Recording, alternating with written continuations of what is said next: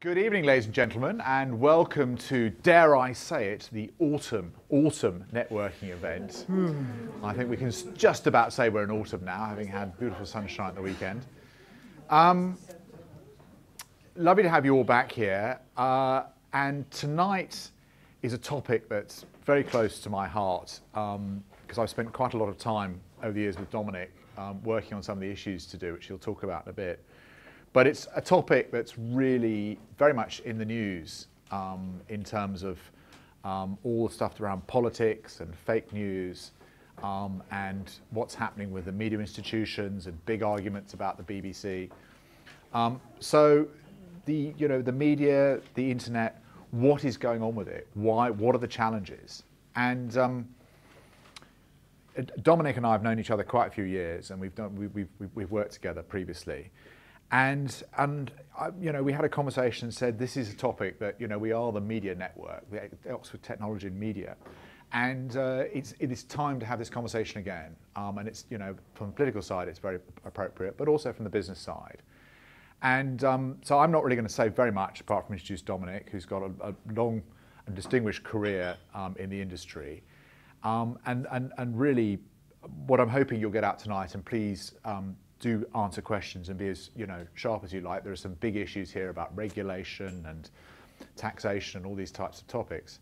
But what I'm hoping you'll get out tonight is just a sense of the sort of major challenges and the things that have to be addressed. And I hope bring your own viewpoints into play in terms of your perceptions of things and some good questions. So without further ado, Dominic, thank you so much for coming down and welcome. Thank you. Thank you everyone for showing up. It's slightly alarming because Tony said, will you come and do this thing? And I thought, oh yeah, sure I will. And then I have to apologise. So I was brought up by journalists, and my mother in particular would only ever start writing an article as the deadline whizzed past. And so I'm not the person who sits down 4 months ahead and works out what I'm going to say. And Tony said to me, oh, just talk, you'll be fine. But I thought I'd do a few slides, which may or may not actually bear any relation to what I'm going to say. But by way of introduction, I worked in newspapers for a very long time, and actually I was just saying, from before the World Wide Web, I remember someone showing me the World Wide Web when there were about 20 websites and going, isn't this amazing? And me saying, yes! What is it? Before that, we had a Gopher site, which is real. Well, actually, university people know what Gopher sites are, but it was before that. And I've watched the World Wide Web emerge and the internet emerge and develop. And I thought I'd start with a question, because I remember at the start it was so exciting. Everything was possible. There were no rules. We could create this world for ourselves. I was a sysop on CompuServe. That's how long in the tooth I am. They used to pay me to run a forum on there, and they did it better than anyone on the internet does it right now. And it was incredibly exciting. And all of us, and in the news media in particular, we just got obsessed with the idea that we could energetically move towards something that would be better. So we sat in News International, my employer, Murdoch publishing company in London, thinking, let's just focus all our efforts on building an audience, because where we build an audience, eventually it'll come good, and this is the way of the future. So we did it, and we're still doing it. Newspapers are still at it. They're building huge audiences online. But as we all know, things aren't going so well. It's turned out a bit disappointing. The internet, so if you're a newspaper, terribly disappointing, huge audience, no money, definitely a problem. But actually for us users, ordinary users, it's a bit disappointing. Everyone's a bit nervous of Google and Facebook these days. No one's quite sure who's watching, listening, or otherwise involved in what they're doing online. And everything seems to be a bit of a compromise. I quite like Facebook. I just sort of have to accept that they're monitoring me and tracking my data all over the place. Doesn't really feel like it's a truly satisfying world. Worse if you're news media, because, as I said, you've got to this point where you're incredibly popular. It's not that news media is less relevant or less important than it ever was. Audiences keep on growing. They grow all the time. And I mean, the Daily Mail claims, how many, Angela, 200 million a month or something? And in America. Yeah. So it's not they became less popular, but they can't make money. And that is a definite problem. And part of the reason for that is that they're depending on advertising, an awful lot of these people.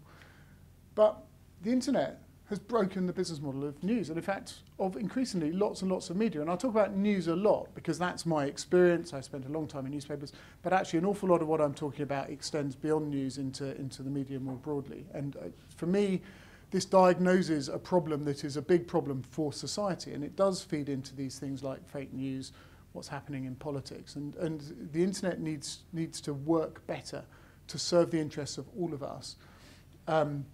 But the business model of news is currently broken. And when I say business model, what I mean is, and I think this is generic to all businesses, that when your product's more popular, you make more money. And as we just saw, that's not what happens when you have a popular news media product on the internet. You get more and more popular and you make less and less money, and you end up cutting your costs and closing newspapers, and Marie Claire magazine's just decided to go digital only because it can't sustain its magazine, but it will go the way of all digital only products, which is continued atrophy and then eventually elimination. So I think it's really important for the internet to allow businesses to make more money when they're more popular. Also, you need to know who your customers are. And I don't mean the weird, spooky internet thing of trying to pin you down and know everything about you. What I mean is, who's actually your customer?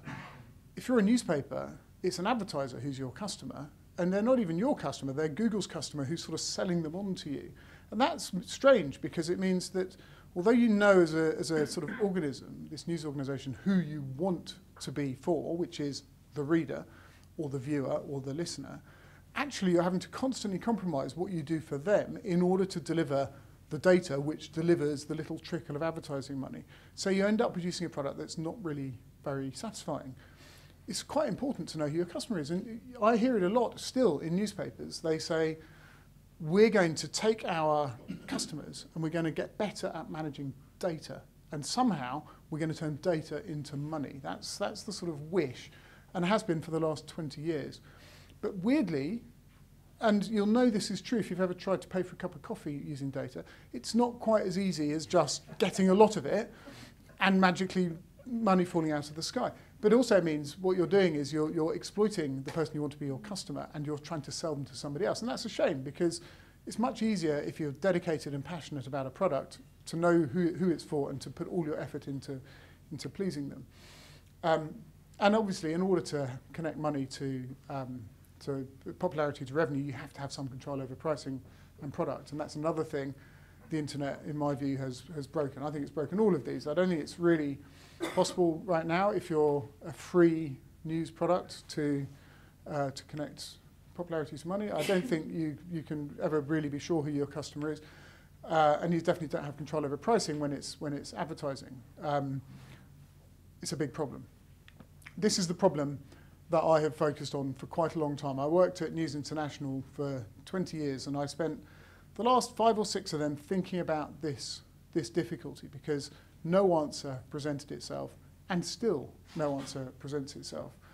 A lot of news organizations spend a lot of time blaming these guys. It's Google's fault, it's Facebook's fault, it's Apple, it's Amazon, it's all these big players, these huge platforms who have taken all the money and monopolized it. And it is definitely true that they have taken all the money and monopolized it.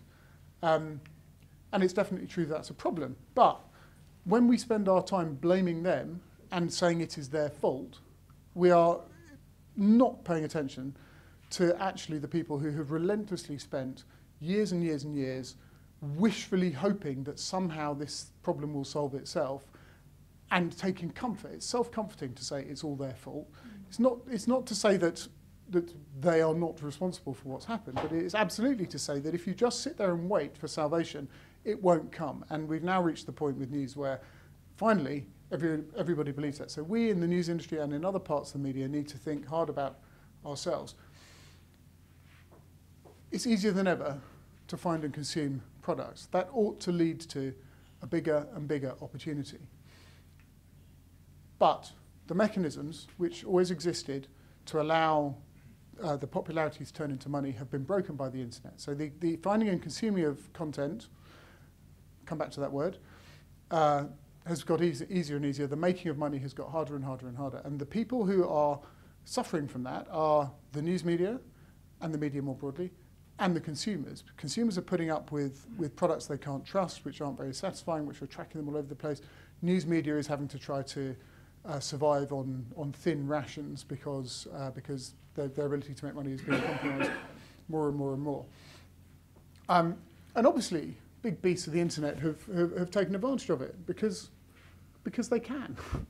And why wouldn't you? And if you are going to invest a lot of money in creating a product out of content, and you're then going to invite anybody who wants to come in and disassemble your product and turn it back into content and then re-exploit it somewhere else, in return for which they give you traffic that isn't actually worth anything, it's not very surprising that they, with zero marginal cost, are making a lot more money than you are. So it's kind of their fault, but it's not entirely their fault. I think you can point the finger at governments. They haven't put any sensible regulatory constraints in the way, which is a shame. But actually, there's other things that we have bought into. You will sit down with anyone in a newspaper now and say, do you want to do something that might make you more money, but reduce your traffic? And they will say, what about the data? What about the search optimization? You know, they have bought into an ideology that says you have to do it the way it has always been done on the internet because otherwise it can't work. But we can change. We can change the mechanisms. We can restore some of the broken parts of this, and we can do it thinking about customers and thinking about creators at the heart of what we're trying to do. And I think, because I'm arrogant that way, that the whole internet can change. I think the internet as it has evolved up to now has been subject to a relatively small number of evolutionary pressures that have pushed it in a direction that actually isn't really delivering for most people now what it could and what they would actually like. So I think this is why I called this the third era. I think the first era of experimentation and discovery, the exciting part, was when anything was possible. The second era, Web 2.0, has turned out to be about exploitation. And we're all beginning to realize that now. It's really about us being as much the victim as the beneficiary of many things on the internet. That's not at all a broad generalization. Whatever you think about them, I think Amazon is kind of a miracle. How amazingly efficient it is. It's something that could never have been done before. There's some aspects of social networking that could never have happened before. There's no real life equivalent of some of the things you can do. It's not overwhelmingly a terrible thing, but there are many, many aspects of the internet that are now producing outcomes that are not good news for anyone. And that means I think we can make it better. We can not just change it, we can target changing it on a large scale, and we can make it better. We need to focus on the mechanisms. Creating value is really about having mechanisms that evolve alongside the mechanisms of control that evolve alongside the mechanisms of access. Tony said that he was going to mention this, so I thought I would mention it. A lot of my career has been spent talking about and thinking about copyright. Now, copyright is an incredibly dull subject. And in fact, I remember the very first time I had to have anything to do with copyright, it was my job because I did licensing.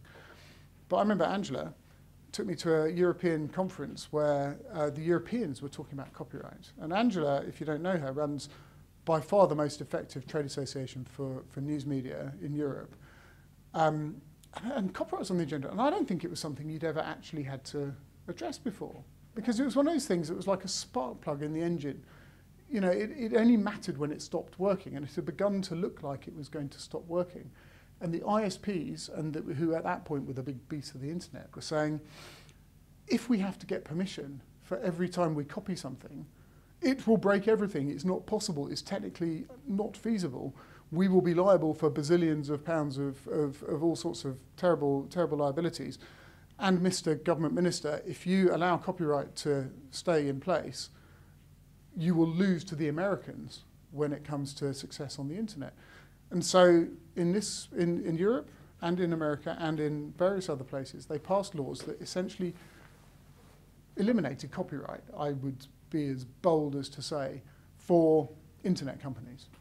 And that's a shame, because copyright is a really simple thing. It's just yes or no. Can I or can't I copy something? And if you're a big internet company, the answer is automatically yes, you can. And there is no consequences if you do. And you can build your entire business model on having completely free access to other people's work. And in the days when that was people posting stuff on their personal websites, that didn't seem like such an unreasonable quid pro quo. But when it is your ability to monopolize all of the money and data on the internet and turn it into all the money going into yours and your shareholders' hands, and media companies and creators who invest in creating that stuff and not getting anything, that's a bit more of a problem. So I spent a fair few years after I left News Corp working on this, which is still around, an attempt to make the passing of permission as simple as the access to content, which, as it turns out, isn't the biggest technical challenge in the world at all.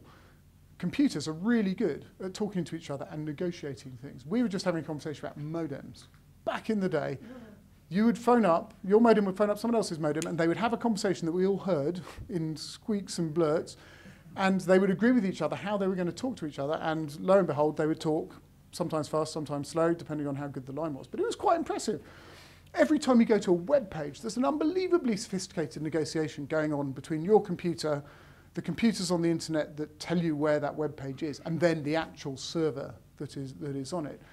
The idea that computers are not capable of that kind of negotiation when it comes to can I or can't I make a copy of this thing is fanciful. The reason that capability hasn't evolved is because it has been in no one's interest to develop it on the internet side. And the publishers have sat around sort of thinking, well, it's someone else's problem, even though they're the ones whose businesses are being destroyed. So the Copyright Hub is trying to address what's going on at the back end of the creative industries, which is the entire basis for the whole of the value that the creative industries have ever built, this giving and getting of permission. That's it. And I'm very happy to debate that with anyone who thinks it's not true, but it really is.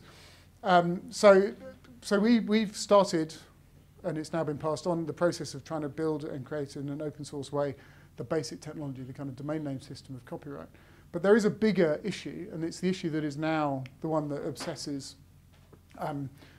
me completely, because I've started a business to try to solve this, and starting a business is something that you only do if you're mad and willing to be completely obsessed with it, which is the front-end problem, which is how do you return to this relationship between your customers, your consumers, your readers, your viewers, your listeners, and sensible economic incentives for your business. And I said I'd return to the word content. I'm slightly obsessed with this because the media and internet companies and even users use the word content as synonymous with product. And it really isn't. So if you've got a newspaper, you've got the Times. Times has, I don't know, 400 articles in it every day. They're the content. When you take all the content, I used to be on the receiving end of all the incoming content to the Times. We had about 500,000 incoming photos every week that I was in charge of trying to sort and file, of which we published about 80. So lots of content, we then choose some, and when we choose it and include it in our product, it becomes part of a product, and that content acquires value because of the fact that it's part of the product, and on its own, it's not really worth anything. What the internet does is it takes the content out of the product, disassembles it back into its component parts, then reassembles it in the form of search results or relevant links on social media or whatever, and asks everyone to believe that that is somehow the same thing, and it isn't. Creating a satisfying relationship with a customer is about more than just fire hosing stuff at them, even if a really clever algorithm is trying to pick and choose and second guess what they're going to want to create. And if you want to generate revenue, you really have to create a relationship with people that goes beyond individual micro tiny bits of content. One thing about the Times and any other news product you care to name is that 100% of the content is different every day, yet the product is the same. The Times has an expectation in its readers' minds that is delivered every single day, despite the fact that not a single thing in it, other than the logo at the top, is the same as it was the day before. That's why it's so important to think about product, because if you want to have a media product which can make money, you really have to have the possibility of being paid by your customer, which is something that the news media has really, really struggled with. They struggle with it because it's really difficult to charge the right price. The right price for the Times is not the same as the right price for the Daily Mail, which is, again, not the same as Vogue or Marie Claire or anything else. But the internet has said, weirdly, even though everything else has become easier on the internet, charging money, another bit of jargon I hate, payment and subscription are synonymous. So mostly if media are trying to charge you, they're trying to get you to subscribe. They're trying to get you to say, I'm going to love your product enough to promise to pay for it continuously until I remember to cancel. And surprise, surprise, hardly anyone does that. So we know what users want, which is a casual relationship, a relationship driven by habit and a return to products that they know and enjoy. Yet we have allowed our products to be disassembled and exploited by other people, and we have said the only way you're allowed to have our product, if we're charging for it, is to do the opposite of what we know you want to do. And if you're doing really well with a subscription product, a mass subscription product, you've probably converted 3 to 5% of your readership, and you're patting yourself on the back and saying, well, I'm maybe even profitable, but I'm having to ignore 97% of my audience in order to make money, which is a bit of a shame because media doesn't want to be luxury goods. We're not Louis Vuitton. You know, the news media is all about the mass market. So being able to charge the right price is really important. And this is the thing I've promised Tony and everyone, because it's the most boring thing in the world, that I'm not going to do a sales pitch to you today. But this is what I've been spending the last few years focusing on. Can we fix a foundational part of this problem by making it possible for media companies to charge whatever is the right price for their product and do it completely casually? No more difficult than it used to be when you walked into WH Smith's and walked out again with 3 things, not just one, which I don't remember them ever saying you had to use different kind of money, take it to a different till, or even go into different shops, you know. It was always possible, yet the internet's made that harder. Everything else that's made easier, made that harder.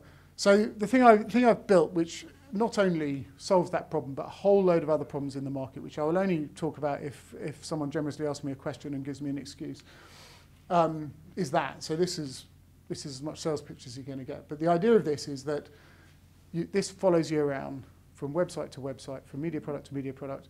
Publisher decides how much they're charging. This publisher charges 25p to read an article, which some people think is quite a lot. They charge a maximum of 50p a week, which means after you've read 2, they stop charging you for the rest of the week. In other words, you can dive in, you can get your money's worth. That might lead to you forming a habit. That might lead to you coming back because you now have an expectation of this product. It's trying to go with the flow of what we know people do. And it's not asking people to commit anything other than whatever small amount that publisher thinks it's worth at the time of consumption. And it's really important. It's a building block and it's a foundation of building an outcome that is not only better for publishers, obviously, but also better for consumers. Because if you're the person dishing out the 25p's, people had better work bloody hard to please you. There's absolutely nothing they can do to make you come back and do it again, other than do something delightful that makes you want and enjoy their product. That's really important, because then you've restored the link between the product and the customer and the business incentives. The other important part about this is it works everywhere. So once you've got it, it works on every participating site, which takes away the other weird and perverse thing about the internet, which is the amount of process you have to go through in order to have permission to spend money in so many places. It's just an immense faff, and it's far more faff than anyone's willing to expend on something so trivial as reading a news article. Another really important thing that needs to happen, and that has not happened so far with subscription, and this might sound slightly esoteric, but I'll explain what I mean, is you can't artificially limit the market. There's another reason why I really don't like subscriptions, and that is they limit the market. They say there's a maximum amount you're allowed to spend. So on the one hand, there's a minimum amount, and they're the same, but there's also a maximum. I now spend on music every year, sorry, I just banged my microphone, it's kind of a very annoying thing. I now spend £120 a year on music, which is my Spotify subscription, which is less than I spent when I was 14. But I can't spend more. I get all the music for that. Who would create a market within which you actually sort of ban people from engaging more deeply and spending more money if that's what they want to do because of the nature of the business model? Now that's sort of a problem for Spotify, but not that big a problem. They've got millions and millions of subscribers, and they've found a way of dividing up the money and kind of all right. But we're hearing, last week we were hearing from Tony Hall about how the BBC is going to be in the streaming market alongside Netflix, alongside Disney, alongside N other people. How many people are going to be signing up for their 5th, 6th or 7th subscription service, however cheap it might be, just to get access to a little bit more? So now I have 500,000 hours of content I can view every week instead of only 450,000 hours. It's really difficult. You have to get people over the hump of commitment, and you also have to accept that once they've signed up for one bit of subscription, they're very, very unlikely to do more. And none of these guys make more money if you watch or listen to more. So their incentive is actually not to encourage maximum amount of consumption. It is to limit the amount they're having to spend on content to the minimum they need to spend to stop you from churning. So this is not a model which delivers what I think is the key deliverable for media, which is more consumption equals more money. And I think people who think that streaming services and subscription are the answer are lacking imagination and come back to this better internet. I think we should not take as axiomatic the models that have so far emerged and assume that the only way we can improve things is to get better at doing those things that other people have already stolen the market in. I think it's to stand back and say, no, actually, what is the thing that will drive positive incentives for us and our customers, and can we put them in place? And the reason I built Axate is because it's obvious that someone actually has to do it. It's no good just imagining it. And trust me, I've done this before. Media companies, when they try to collaborate to do stuff like this, never ever pull it off. So it's an awful lot better if someone else does it. If you get it right and you align incentives, then the whole market is driven by one thing, which is more people consuming more stuff. And if you put customers and creators at the heart of the market, not data hoarders, algorithm drivers, aggregators, massive platforms, then you have a market which can be driven really high. And the media collectively, a few years ago, UNESCO and Ernst & Young did a report that said it was the creative industries globally are worth $2.2 trillion in revenue. There's no real cap on this if you can persuade consumers to engage more deeply and more frequently with more products. Unlike with advertising, Unilever doesn't spend more money just because there's another 500,000 ad slots opened up on a website. Consumers actually, if you can persuade them that your product is fulfilling their immediate need and you're not putting silly barriers in the way of that fulfillment, can keep on going. So you can create a market that is not structurally capped by some artificial limit that you have decided to put there. And that's really important, especially for news media, because unlike music, for example, I'm willing to listen to the same piece of music dozens and dozens and dozens of times. I'm not willing to do that with news media. Freddie Mercury is still making money for an awful lot of people a very long time after he's died. The average half-life, economic half-life of news is, I don't know, half an hour probably now on the internet. So if you've got to constantly reinvest, you really do have to have the ability to constantly generate revenue. And I think that's really important. So that's what I've been up to. And that's why I've built Axate. And that's why I've been trying to, throughout my whole career, address the foundational issues. What is the capability that everybody needs in order to be able to deliver what is a fulfilling sort of outcome for them and their customers? And I think the thing that the media in particular has done very badly on the internet is abdicate their own responsibility and their own ability to influence the evolution of that environment. They've tried to survive in an environment that is hostile to them without ever trying to change it. And it's new. This is a man-made environment that's only been around for a couple of decades. And I think in order to transform it, you need to put the foundations in. So Copyright Hub is building the back-end foundations for the boring bits, the essential bit, the spark plug. What I think Axate is doing is creating the foundations for better, lovelier products. And we're doing all right with it. It's beginning to roll out further and further and further. And I think, I'm hoping, that telling that tale, which has not been nearly anecdotal enough, so Tony can start me off on some anecdotes, about the journey, and also hopefully trying to give people reasons to be optimistic that the opportunity to radically remake the internet is probably better now than it has ever been. Consumers are no longer caught in a sort of haze of wonderment at this beautiful internet and how wonderful it is. People are a bit sceptical. Governments and regulators, much less credulous than they used to be. They used to be absolutely credulous, and you only had to turn up and say, "Hi, I'm from Silicon Valley," and they clear a path to your door and say, "What can we do for you?" no longer. The tax issue has made them much more sceptical, but also some of these issues. Fake news. Yeah, what is fake news? Fake news is news you can't trust. Why can't you trust it? Because you don't know its provenance, and on the internet, anyone can be a publisher. As soon as you have a trusted relationship with a brand, that brand betrays that trust at its peril, and you can start to eliminate some of those problems. So for me, solving this problem about the money really is the building block of solving everything. But that only works when anyone can enter the market, anyone can bring their product to this audience, and anyone can be the winner by doing it successfully, because that's when we'll start to see some really innovative entrepreneurialism going on in the creative space, not just in the technology space. And that's something I hope to be a bit of a part of building. So that's all I prepared to talk about, Tony. Okay. But Tony said, I want to have lots of discussion. I'm going to ask you questions. I hope you're going to ask me questions too, because that way I get more interesting. Yes? Far away, Wendy. I remember the beginnings of the internet as well. Columbia University. And one of the things I remember is that the news media were not there and held back for a long, long time until there were quite a lot of other players in the field.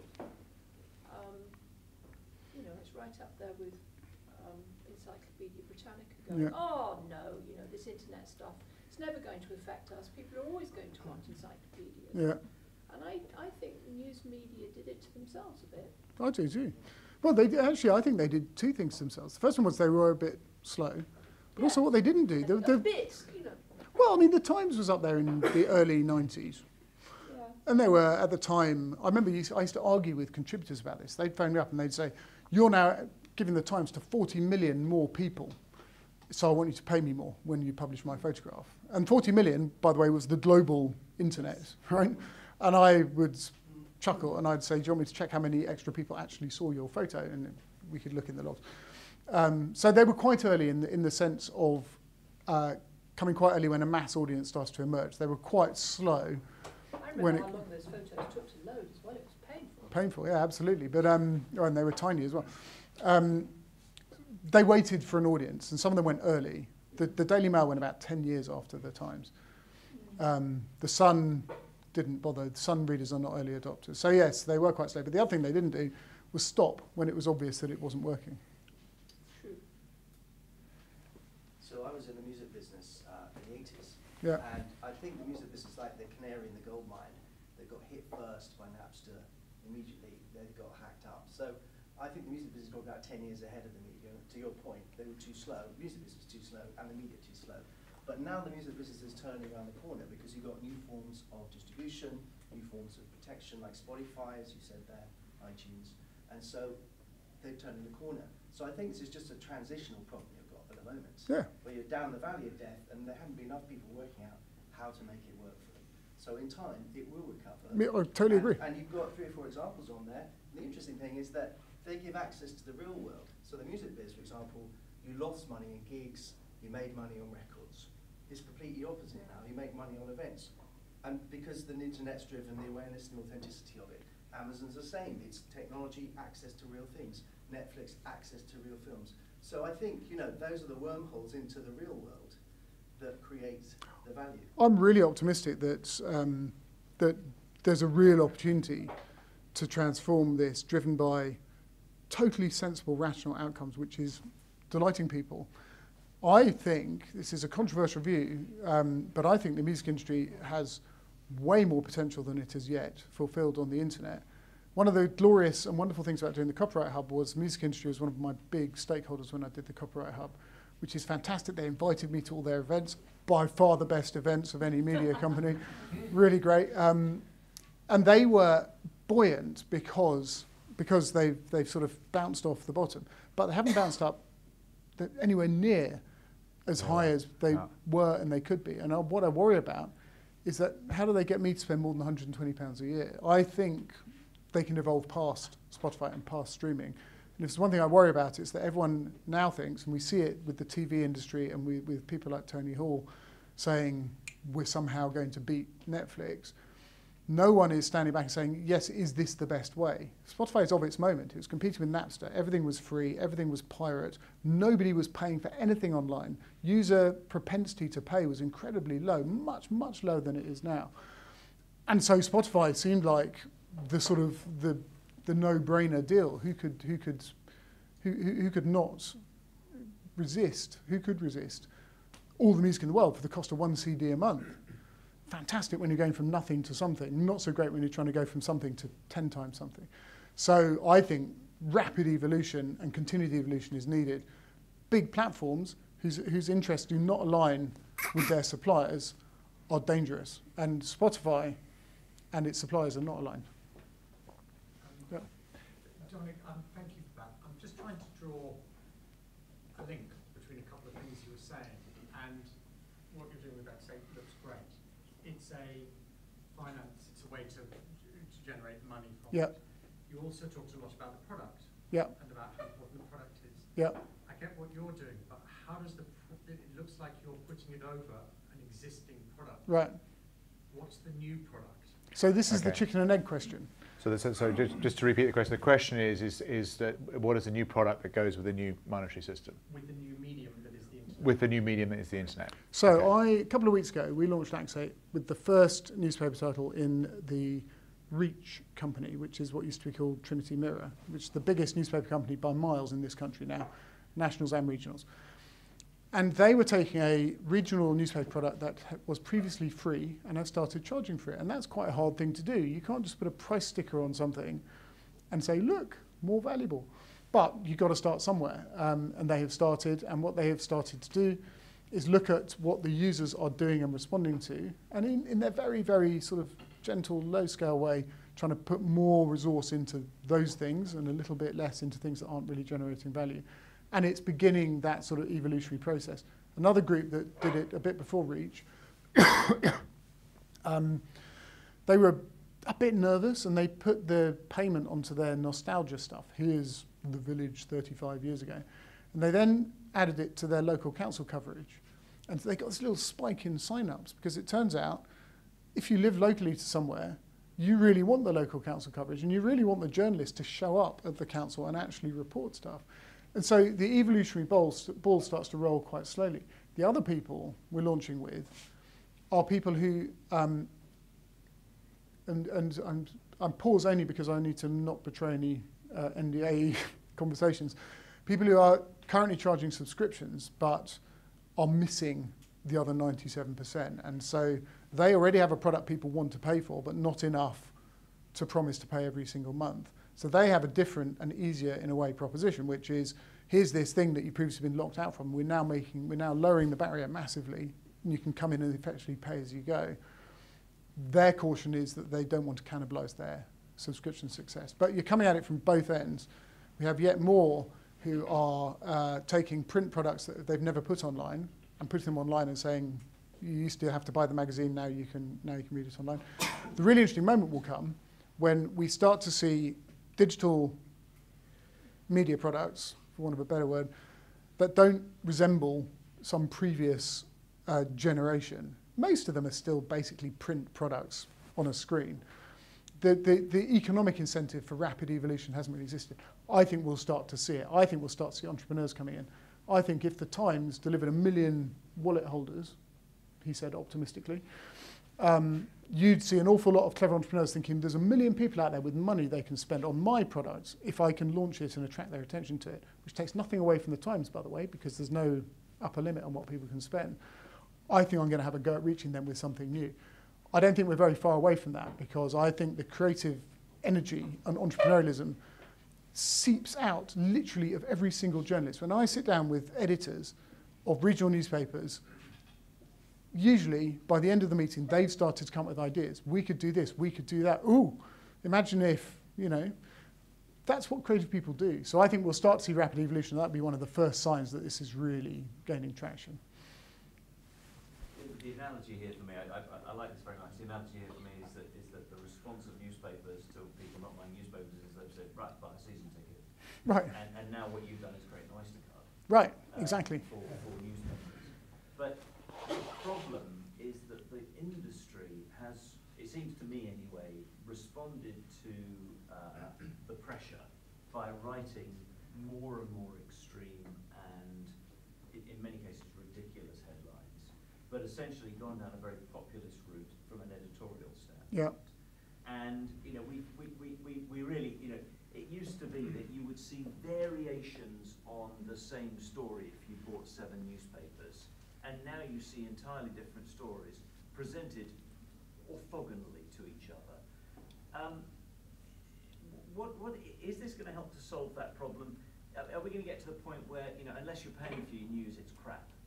Well, essentially, unless you paid for it, then it's clearly fake news. And we can actually start to sort of get back to a world where paid journalism, with people who are really thinking about the issue, are what we're consuming. one of the glorious things about this is, unlike many things on the internet, this is not something that comes with a sort of grand vision for how everything should happen. This is about trying to create incentives, which I hope will lead people in what I consider to be a rational direction. I would observe that the reason for that kind of clickbait approach is because what people are doing is trying to harvest data, and they're trying to harvest the data as cheaply as they possibly can by not spending very much on a story that grabs attention, and use it to drive algorithms to pick up and drive traffic. In other words, they're not being driven by an incentive that is really related to the consumer. Those who are, the subscription guys, everyone in this room, I guarantee everyone in this room, tell me if I'm wrong, has at some point hit a link to a story they know they want to read, they're really interested in it, but it's in the New York Times or the FT or the Washington Post or the New Yorker or something, and going, and then got to the point where they don't even bother hitting those links. So they know they want it. They'd probably pay £1 to read it, but they're not going to sign up and try to remember to cancel or make up yet another email address to get a free trial. But those guys are being driven by really trying to delight their users. So I do think that the incentive, it won't eliminate what you might call tabloid type journalism, which was always around, but I think it will create plurality, and it will create an obsessive focus on the end user. You will have done an analysis on Google Wallet. Will you share the results of the competitor analysis on that? On Google Wallet? Google Wallet, no, we haven't really, to be honest, because there's lots of payment systems out there, Google Wallet being one of them and Apple Pay being another. They are all just convenient ways of passing money through with which we operate. The reason why we have a wallet is only because it's not feasible to do a lot of very small transactions. The transaction charges kind of wipe out the revenue. So we take money in through anyone who has a way of sending it to us. The day we can get rid of our wallet will be a happy day. The real functionality of our system is this invisibility. It's remembering what you've read so you don't get charged for the same thing twice. It's eliminating, it's putting the ceilings, the caps on things. It's a functional process. My relationship with Google is one where they profess at least to want to be very supportive of anyone trying to make it easier for the media to make money. And so we have a friendly chats. They've got a thing called Subscribe with Google, I think they call it. Google, and they're talking about, some of them are talking about, some of the Google people are saying, we should just extend that, shouldn't we? We should be friendly to this. But yeah, no, I haven't done a specific analysis against Google. They're not much trusted by publishers.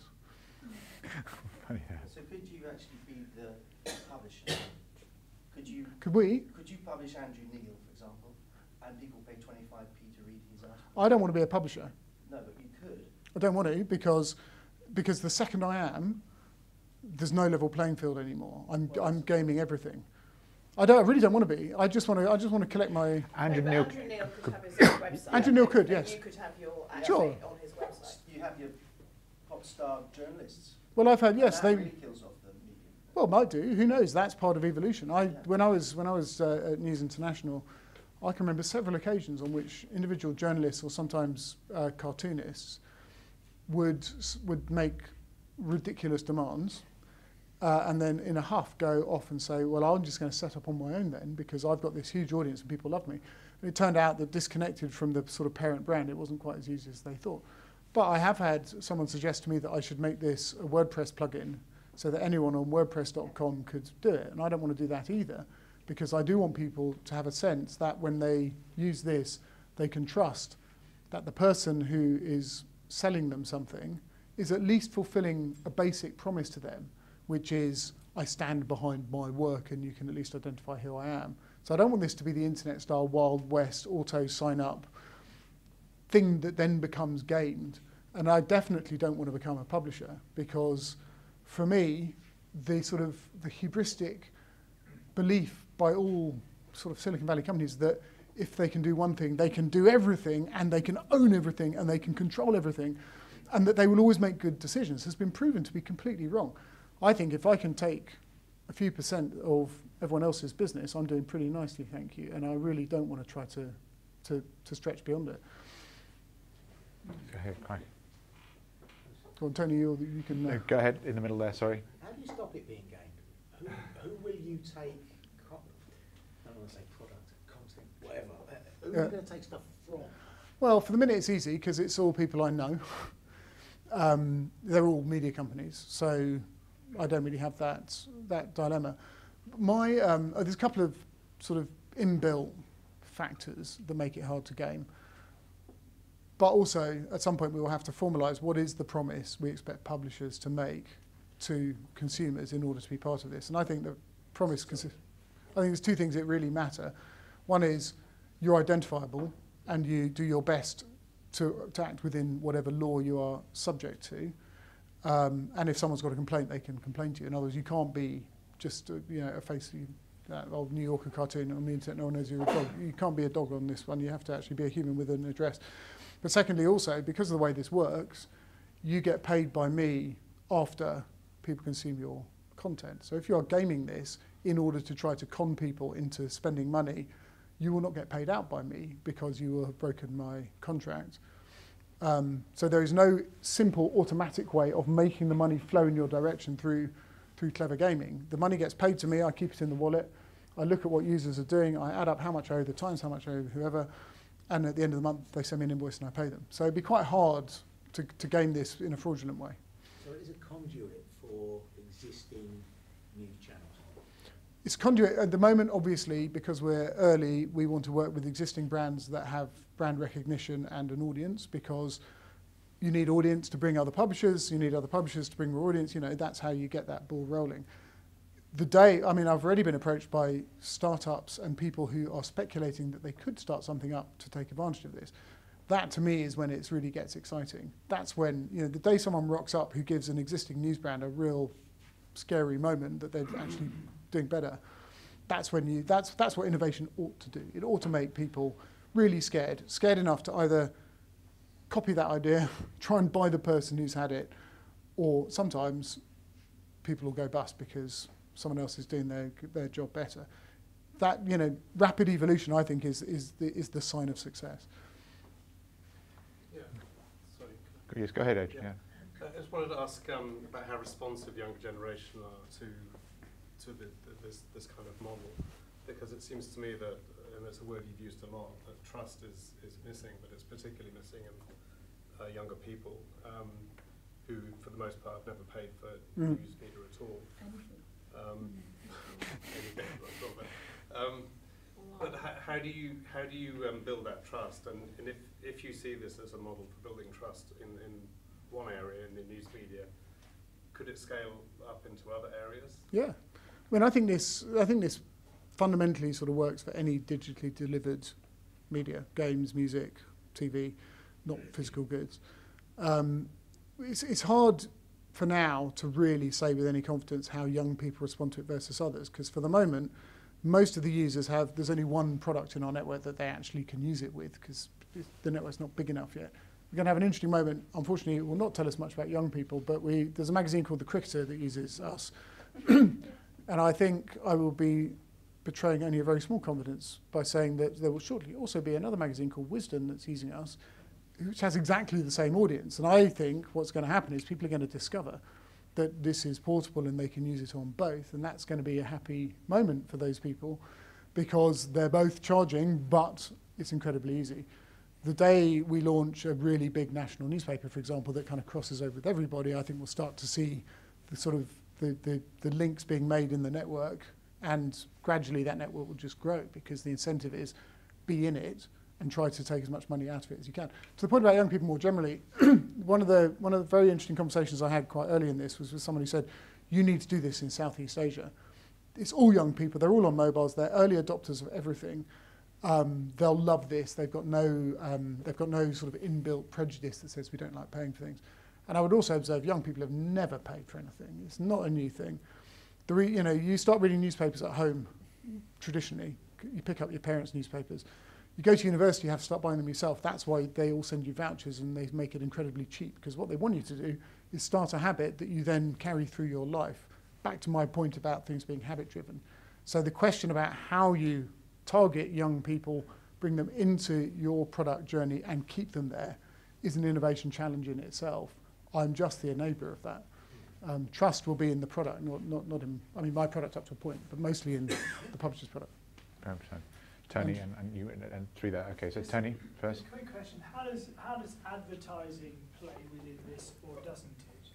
So, because you were talking earlier about your customer being the media's customer being at the advertisers, how does that fit? Well, in a perfect world of media, I would say more than half your money comes from your consumers, and advertisers are providing some more. Now, it's always been true that some media doesn't have any advertising at all. There's no advertising in books, for example.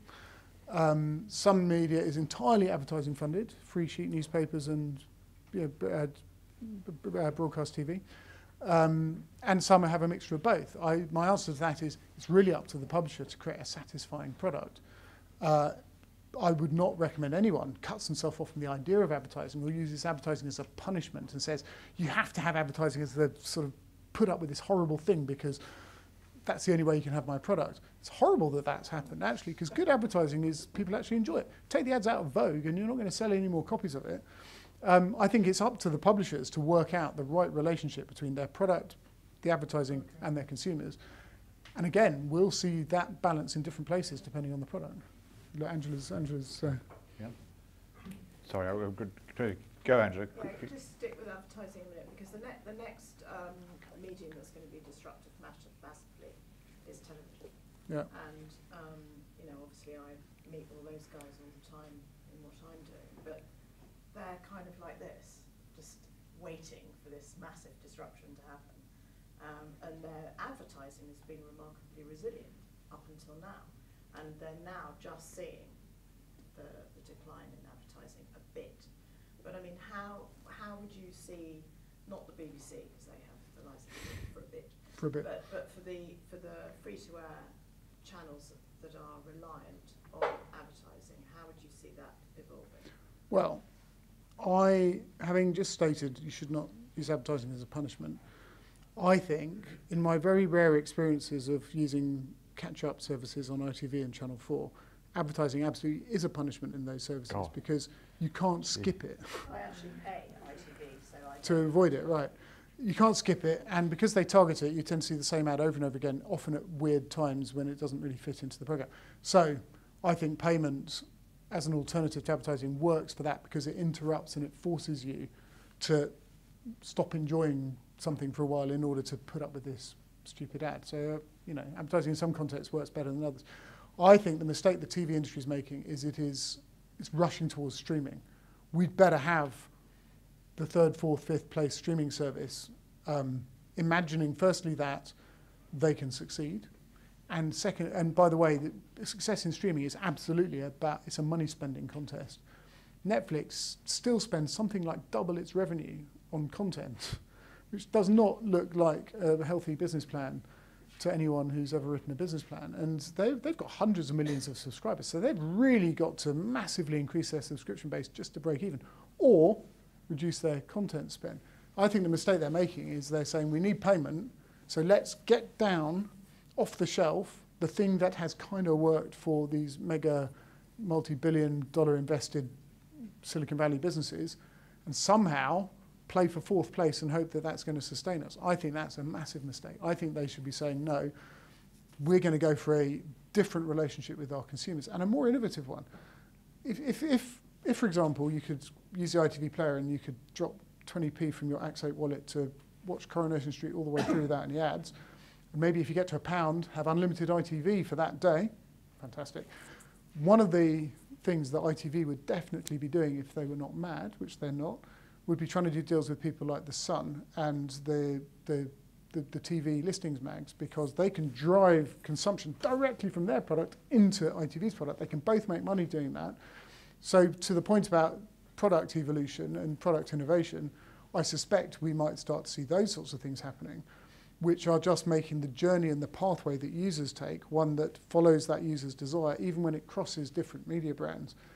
And there would be synergy there. I think if they all try to do streaming services, they'll end up folding into Netflix and Amazon, and then they'll get paid whatever Netflix and Amazon say they get paid. And more consumption will not translate to more money. We've seen it happen with advertising. You hand the data and control of the economy to someone else and look back 20 years later and wonder what happened to all your cash. I think it would be a terrible mistake. Hey.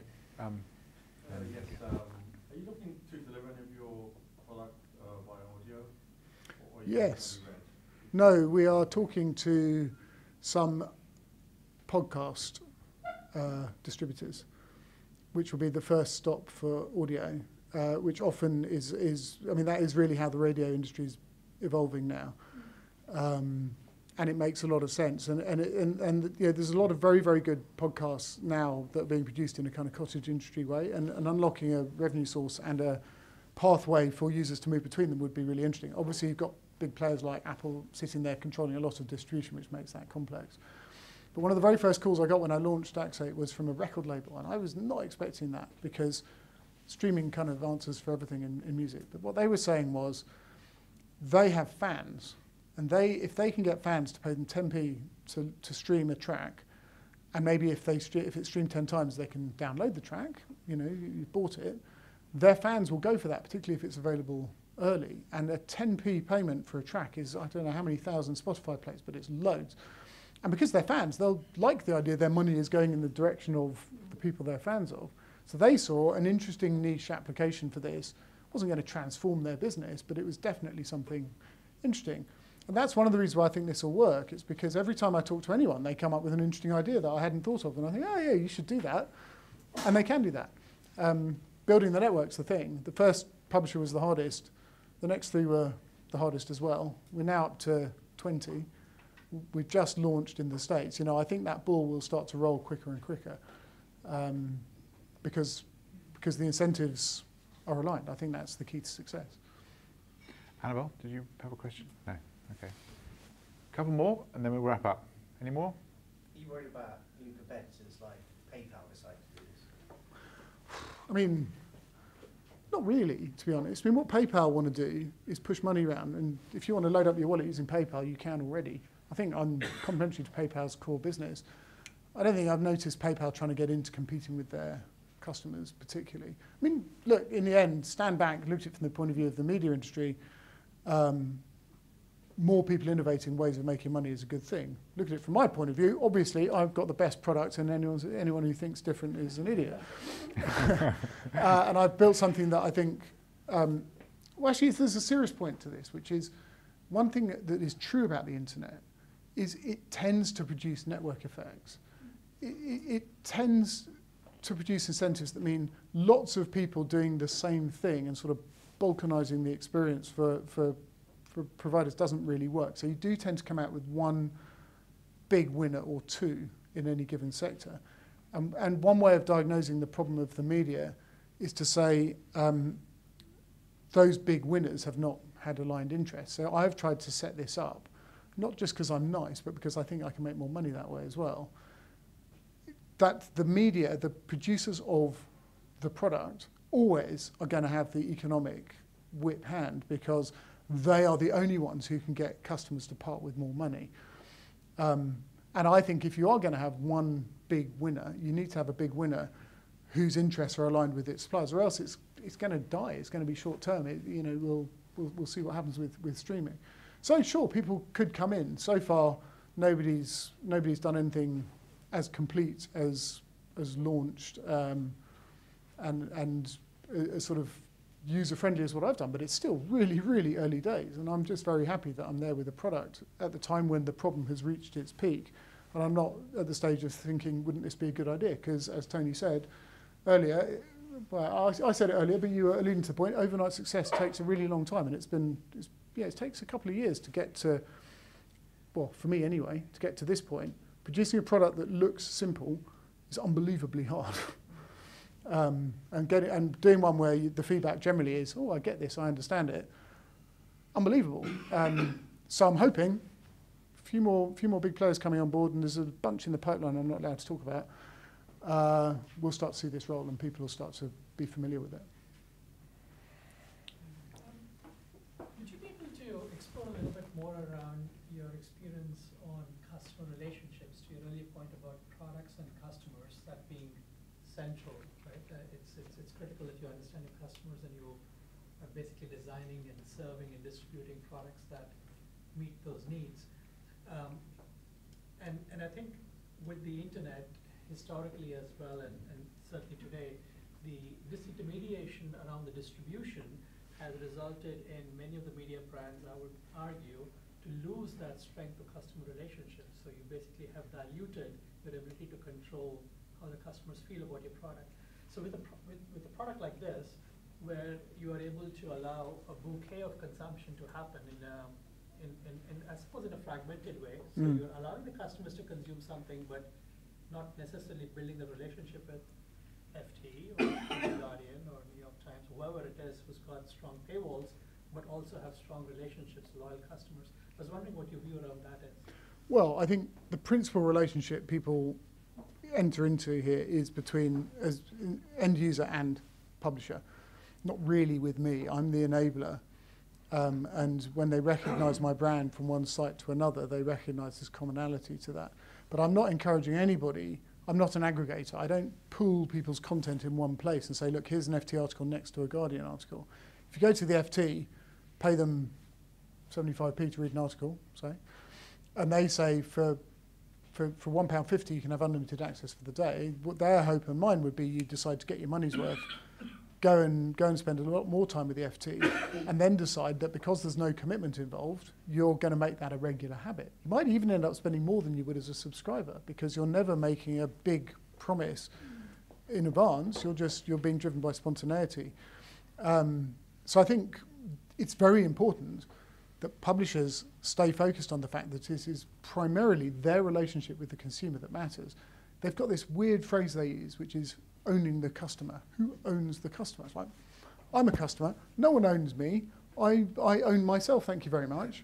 But owning the relationship with the customer and trying your very best to please and delight them, I think is essential. And the ways in which you do that, there's no one cookie cutter way of doing things. I don't want you to break your promise though. So if you have promised to be the FT, then I don't want you to be serving up a bunch of old clickbait and rubbish. You know, that to me is the really important part of this. It's totally fine to be frivolous and tabloid and fun-loving as long as that's the expectation that you've created and that's what you're fulfilling. So I don't see the job of relationship management as only mine. I think the job is the publishers. And if the FT can persuade you to only read the FT and not the Guardian, then good for them. Okay. At that point, I just would like to say thank you, Dominic. That's been a fascinating hour, and hugely appreciate you coming down here from London in such a busy thing. And I think we just give a round of applause to Dominic. Thank you very much.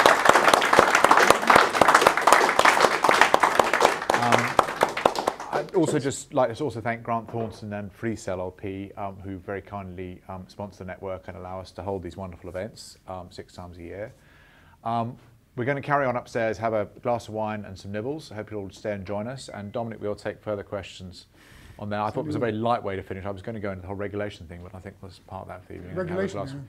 Regulation. No, I was just doom and doom questions. But thank you so much for coming down, Dominic. Thanks, Tony. Thanks really informative. And hopefully we'll see our next events in November, and we'll be back in touch shortly with the further details on that. And thank you all very much for coming, and look forward to seeing you again very soon.